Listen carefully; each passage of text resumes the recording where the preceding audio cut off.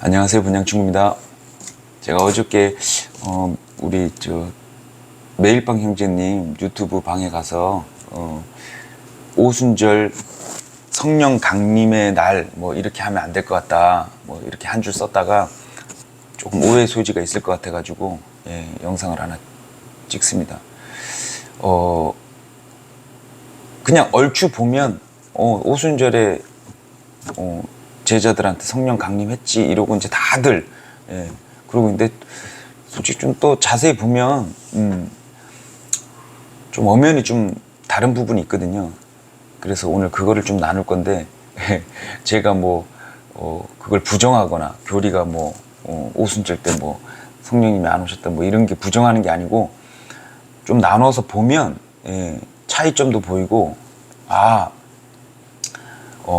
강림이란 단어도 성경에 성령 강림이란 단어가 없어요. 그죠? 근데도 우리가 그냥 일반적으로 쓰고 있는데 좀 쓰면 안 될 것 같다, 뭐 이런 생각도 들고, 이 강림이라는 단어도 이렇게 좀 보니까 그런 것 같고, 이래서 이렇게 했다가 댓글로 이렇게 하다 보면 답이 좀 안 나오잖아요. 그리고 좀 하여튼 오해 소지가 있을 것 같아가지고 제가 지금 정립된 거를 그냥 말씀 한번 해드릴 테니까 한번 들어보시고 제목만 보고 오해할 수 있어요. 쟤는 뭐 안 믿네, 그게 아니고, 일단은 첫 번째, 우리가 강림이란 단어가 성경에 2번 나와요. 한글로 번역된 강림이란 단어가 2번 나오는데 어디서 나오냐? 이사야서 64장 1절하고 3절이 나와요.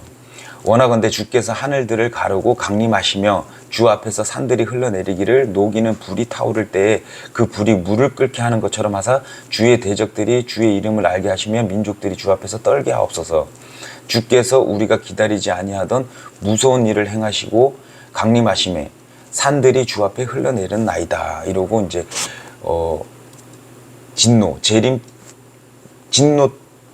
진노의 예표로 이렇게 마지막 때 예표로 보여주시는 건데, 여기에 1절에 영어로, 한글로는 둘 다 강림이에요. 영어로 뭐라 돼 있냐면 컴다운이라 돼 있어요. 내려오다 뭐 이런 거죠. 3절에 케메스다운이라고 그래요. 케메스다운. 그런데 이 영어로 케메스다운이 또 성경에 2번 나와요. 찾아봤더니 느헤미야 9장 13절에 케메스다운이 나와요. 요게 또 13절에 또 시내산에 내려오시고 케메스다운 이렇게 영어로 되어 있거든요. 하늘로부터 그들과 말씀하사 바른 판단의 법도와 참된 법들과 선한 법규와 명령을 그들에게 주시고. 이게 뭔 내용이냐면 모세 때 시내산에서 율법을 받았을 때 그때 강림하신 거예요. 내려오신 거예요. 이렇게 보면 구약 때 이사야 64장 1절부터 3절 강림 2번 나오고, 느헤미야 9장에서 한 번 나오는데 둘 다 구약이고. 그래서 요거를 이제 모세가 시내산에서 율법 받고 내려와 가지고 레위 사람들한테 시켜가지고 한 3,000명 죽었잖아요. 그게 이제 오순절이니까 그렇게 이제 하나님이 내려오셨으니까. 그래서 신약 때 베드로 오순절 때 3,000혼이 구원받았잖아요. 이렇게 이제 보더라고요, 오순절 때. 그래서 오순절 때 강림하고, 그 다음에 또 예수님이 죽고 나서 부활하시고 7.7절 오순절 때 성령 강림이다, 이렇게 이제 착착 이렇게 맞는 것 같아요. 근데 좀 한번 뜯어서 볼게요. 이사야서하고 모세 얘기는 구약이잖아요. 구약이에요. 그래서 매일방 형제님도 십자가 전후 사항을 잘 아시니까 제가 뭔 얘기를 한지 아실 거예요. 모세가 시내산에서 받고 내려왔을 때는 3,000명이 죽었어요. 죽음이에요, 죽음. 그리고 신약 때 베드로 때는 3,000원이 구원을 받아서 살았어요. 생명이에요. 벌써 나눠지죠. 나눠져요. 차이가 있죠. 자, 그러면은 우리가 요거를 이제 성경에서 말하는, 우리가 성경 기록 말씀 가지고 싸우고 성경 단어로 전쟁을 하잖아요. 단어 전쟁이잖아요. 단어를 이렇게 보다 보니까 이 강림이란 단어는 어떤 주권적, 강권적으로 주님이, 하나님이 오셔서 이렇게 하시는 거를 알 수 있잖아요. 예. 지금 이사야에서 말씀하고 시내산에 내려오실 때 왜 오셨어요? 예. 강권적으로, 주권적으로 오셨단 말이에요. 율법 주시고. 예. 그런데 자, 이제 본격적으로 말씀하시는 게 이 사도행전 2장이에요. 잘 한번 제가 쭉 빠르게 읽을게요. 오순절 날에 충만이 임하였을 때 그들이 한 마음이 되어 한 곳에 있더라. 요거는 이제 오순절 날이 충만하다는 거고, 갑자기 하늘로부터 급하고 강한 바람 소리 같은 소리가 나고 그들이 앉아있던 온 집안에 그것이 가득하며 또 불의 혀같이 갈라진 것들이 그들에게 나타나 그들 각 사람 위에 앉았더라. 그러니까 이제 제자들한테 이제 실제로 이제 볼 수 있었던 모양이죠. 예. 그들이 다 성령님으로 충만하여 성령께서 그들에게 말하게 하시는 대로 다른 언어들로 말하기 시작하더라. 이랬거든요. 지금 여기서 성령님으로 충만하여 이랬단 말이에요. 예. 그러니까 일단은 단어가 틀려요. 자, 보자고요. 4절에 홀리 고스트라고 나와요. 홀리 고스트. 그러니까 성령님께서 이 단어가 홀리 고스트. 이 숨도 한 가지가 아니고 살아있는 숨, 죽은 숨, 이렇게 나눠지더라고요. 그러니까 살아있는 거는 창세기 2장 7절을 보시면은 이제 첫 언급이 나와요. 주 하나님께서 땅의 흙으로 사람을 지으시고 생명의 숨을 그의 콧구멍에 불어 넣으시니 사람이 살아있는 혼이 되리라.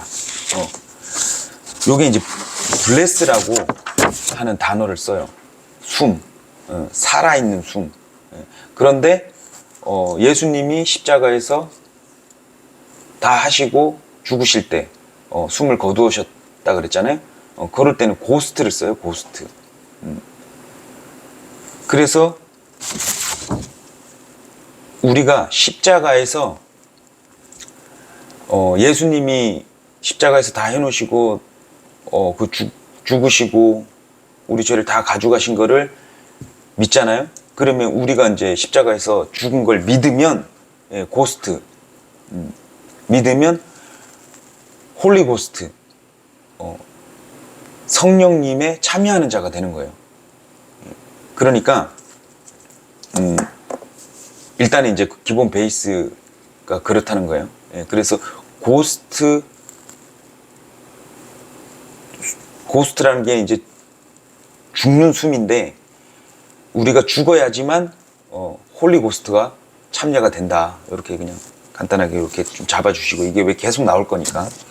그래서 일단은 우리가 사도행전 2장 이 오순절 이거를 성령 강림이라고 이렇게 얘기하는데 엄연히 따지면 단어가 틀리잖아요. 성령님으로 충만하여 이랬단 말이에요.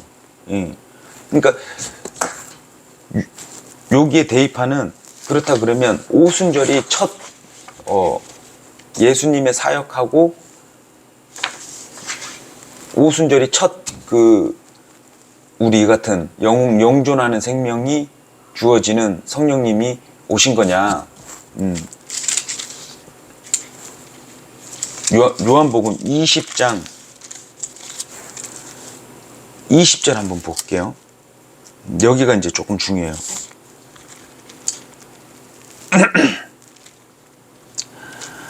자, 요게 어느 때냐면 예수님이 십자가에서 못 박혀 죽으시고 이게 오순절 전이에요. 오순절 전. 요한복음 20장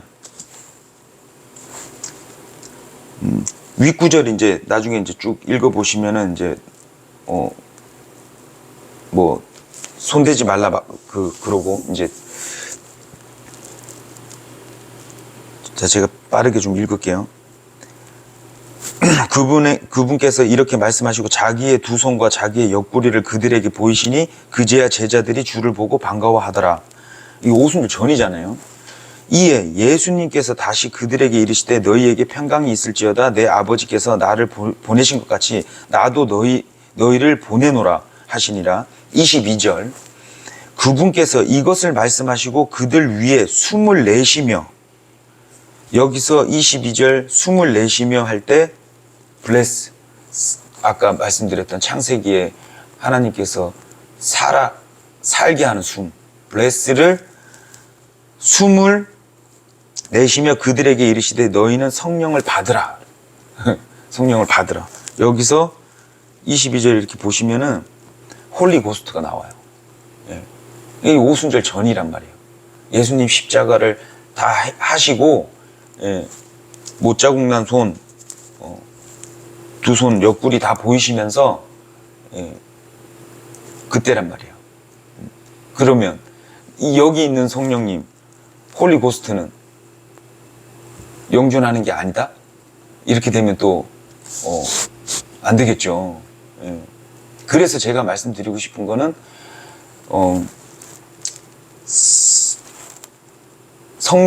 그러니까 오순절 성령 강림이 아니고 있는 그대로 오순절 성령 충만한 날이다. 이렇게 봐야지 맞는 거다. 예. 성령 강림이라는 단어도 없고, 예. 성경에 없는 거를 맞다 이러고 이제 우리는 전체적으로 다 쓰잖아요. 그런데 아까 구약에서도 봤듯이 이 강림, 주권적, 관건적으로 오실 때는 어떤 진노, 그 다음에 올 수밖에 없으시는 그런 상황, 요럴 때 강림이라고 하는 거구나.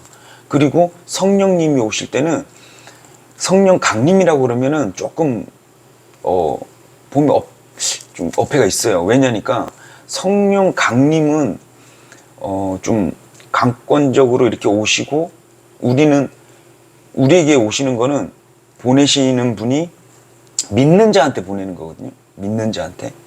예. 예수님을 십자가에서 다 이루신 그 예수님을 믿는 자에게만 선물로, 그리고 이제 볼 건데, 우리는 성령님을 받는 거예요. 리시브 하는 거예요. 예. 성령님이 막 오시는 게 아니에요. 막 안 믿는데도 오시고 막 오시는 게 아니고 믿는 자에게 선물로 주어지는 거예요. 그러니까 우리는 받는 거예요. 리시브 하는 거예요. 그럼 보면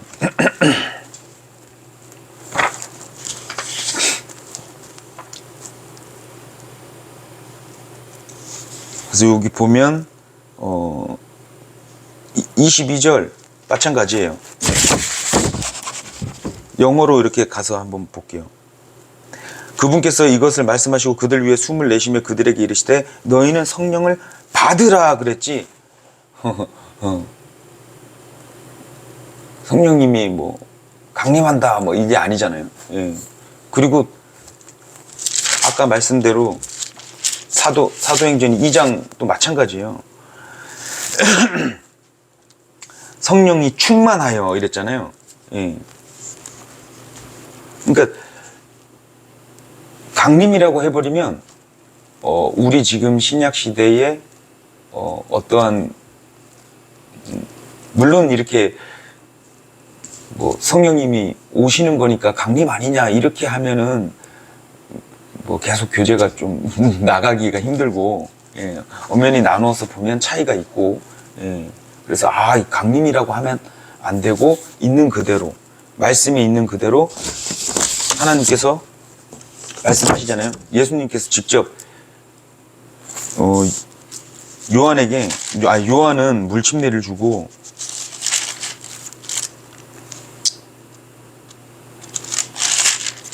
우리는 성령 침례를 받잖아요. 받으리라 그랬거든요. 적어놨었어야 되는데 성령 침례를 사도행전 1장 5절에 보시면 참으로 요한은 물로 침례를 주었을 때 너희는 이제부터 많은 날이 지나지 아니하여 성령님으로 침례를 받으리라. 예. 침례가 뭐예요? 퐁당 이렇게 충만, 그러니까 침례 가득 끼는 거거든요. 예.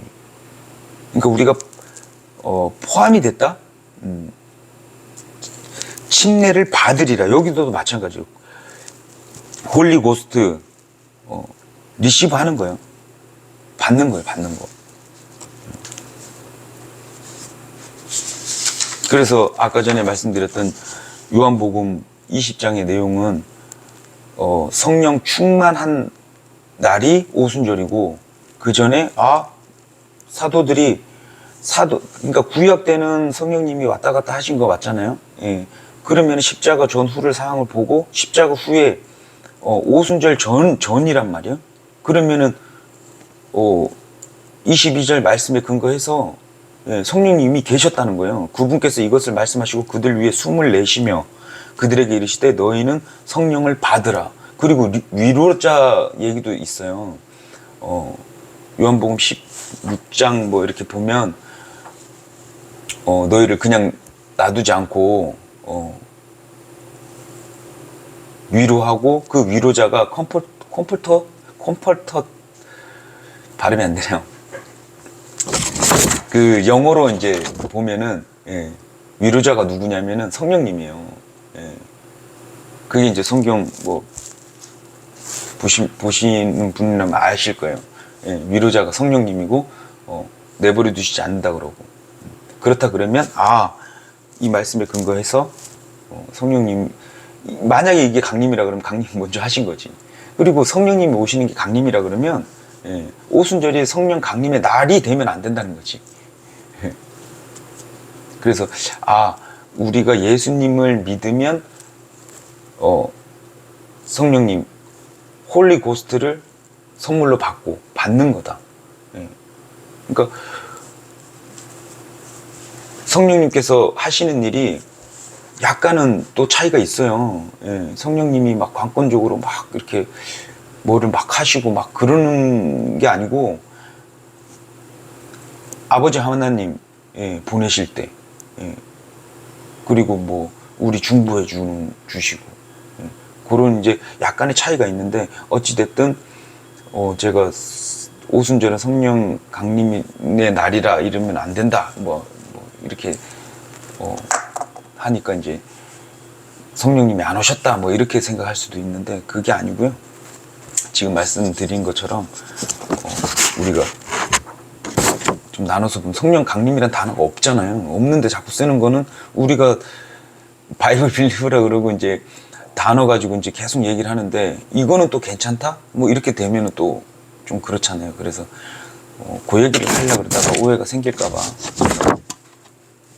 영상을 한번 찍었는데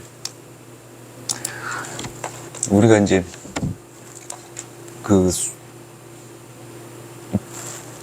하나님께서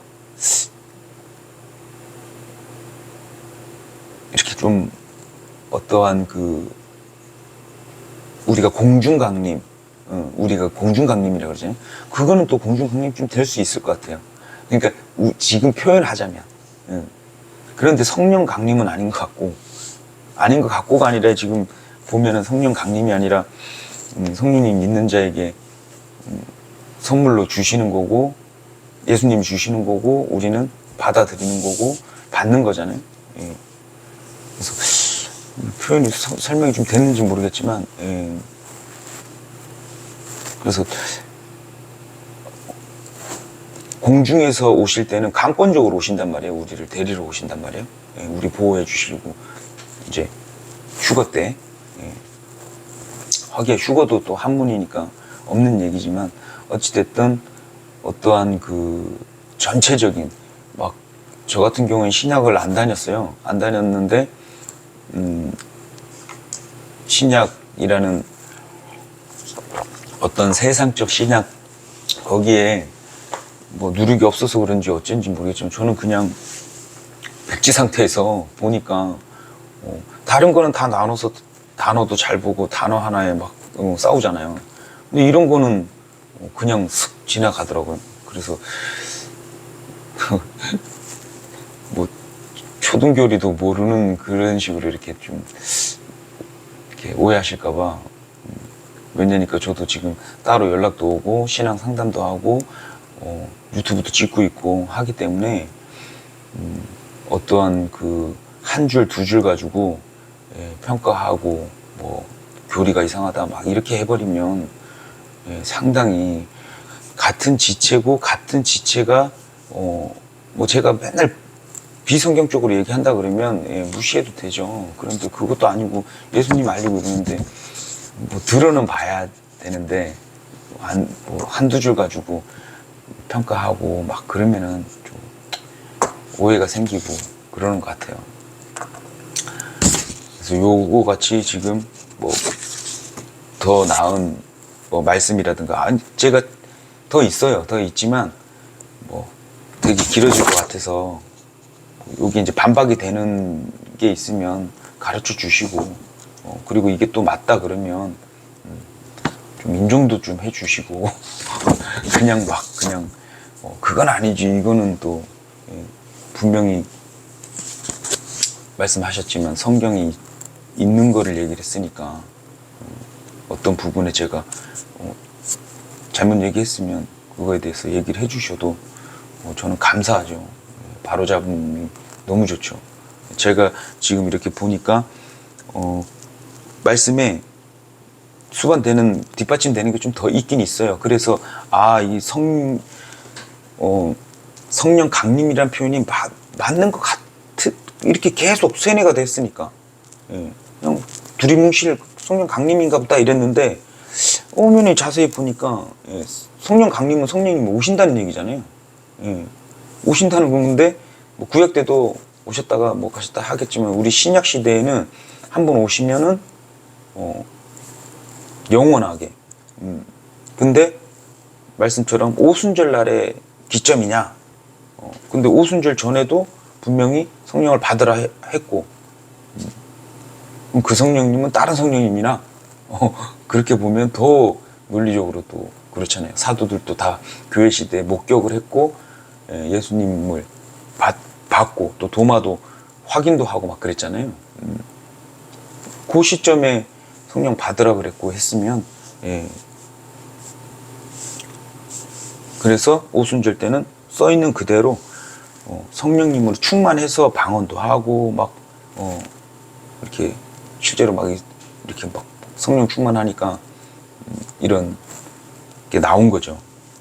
있는 그대로 보면은 성령 충만이에요. 그리고 성령 침례를 받아라. 침례.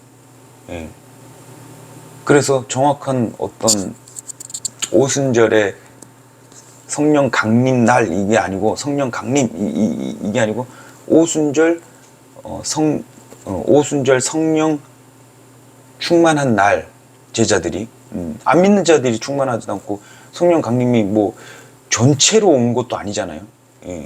믿는 자들한테 온 거란 말이에요. 믿는 자한테. 그렇기 때문에 성령 침례한 날 제자들이 침례한 날 뭐 이렇게 지금 써 있는 그대로 우리는 성령의 침례를 받았으니까. 그리고 우리는 성령님이 인격적이시잖아요. 믿는 자한테 오는 거지 그냥. 그래서 어떤 큰 의미에서는 오순절 날 막 성령 강림 이러니까 오순절 그러니까 구약 때 사람들은 오순절을 나중에 환란 때도 기다릴 거야 아마. 그러면 이제 부어지고. 근데 우리 지금 신약에 우리 제가 자꾸 얘기하지만 영적이라 그랬잖아요. 로마서에 보면은 우리는 성령의 첫 열매거든요.